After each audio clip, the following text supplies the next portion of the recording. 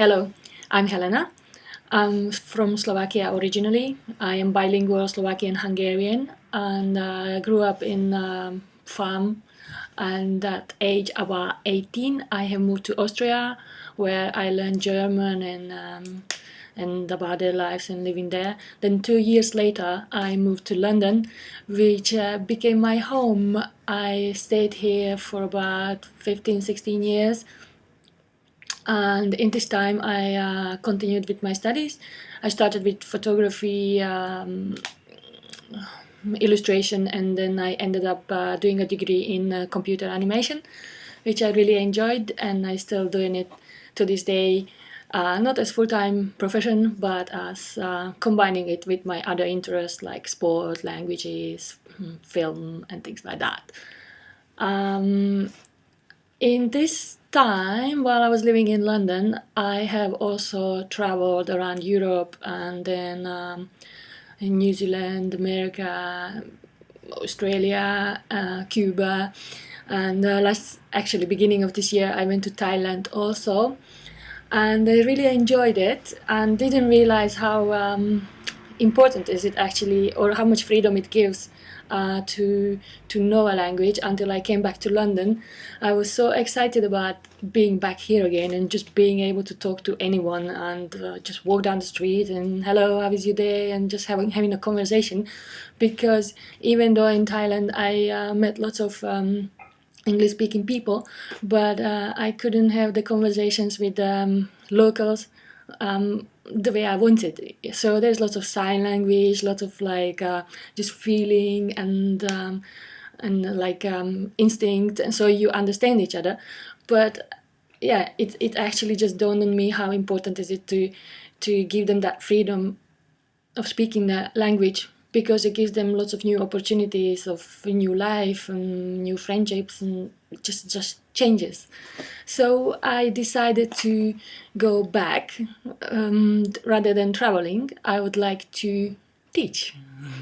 Also, when I got back from my travels, I started to experiment and teach my friends who are sort of between in the late 20s, 30s. Then I was also teaching children of my friends, so sort of like a age to 8 to 12. And then I decided to teach my mom. Well, that is a little bit of English, but more like teaching her using the internet and kind of ways of translating things from our language to English, because the computer that I left her is set up in English, so there is lots of these things. And this gave me lots of opportunities to see how different people think differently, and how you have to find ways of motivate them, or ways of explaining and keeping their interest, that it's gonna want to make them carry on. So ideas for classroom management. I would start with with the fact that the teacher is actually an example to the kids. So if I got angry or upset in front of the class, that would probably diminish the respect of the kids. So that would be probably the number one, that not to get angry, not to get upset or scream at kids, and just be in control, have confidence. The other things I would keep at to keep the class involved, not to pick on some kids who are especially good or especially weaker. I would involve them all, and even in the weaker kids, just find their qualities and bring that out, and through that make them involved, or like so make other kids realize that they are good at something else as well. Maybe they just need like a little bit more help or a little kick. So yeah, definitely involving everyone. Then maybe give them little responsibilities. I don't know, like at the beginning of the class, like someone counts that everyone is there, or I don't know, someone tells us what in English, what is the weather like? Of course, it depends on like the age of the class. So these responsibilities, like I would have to, figure out like according to their age. Um, yeah. Um, right. If a person, if a pupil was misbehaving in the class and was disturbing the class, I would, to start with, I would just call out his name and just give him a reminder that there's a class happening.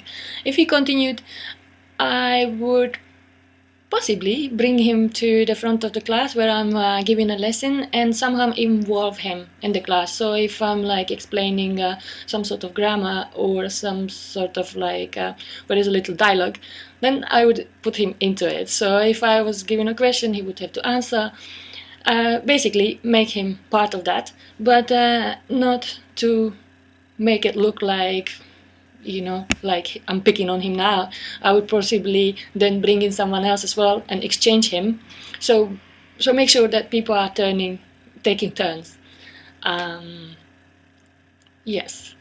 And last thing that I would like to add is probably because I have done like little courses like in my life in London, and when I started to study for my degree, it was already like my late 20s. So I consider myself I was a mature student.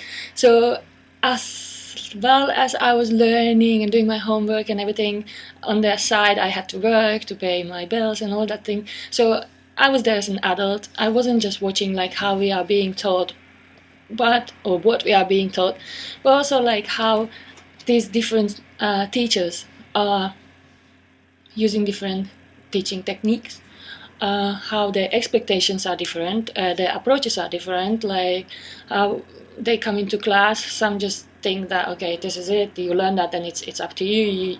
You are now a big person, you should be able to deal with it, I'm not gonna like spoon feed you. And also like how their relationships are between them, like sometimes there are little competitions or this and that. So I think that gave me lots of kind of insight of what that it's not just about teaching, but also like personal behavior and relationships and things like that.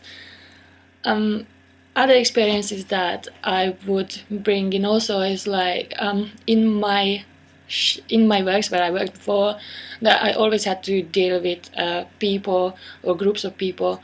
And also like we were organizing races, so again there's like groups of people, like how to um, you know not like control them, but like to put them in sort of like order and things like that. So I would use all these experiences to be the greatest teacher I can be, and to make everyone learn.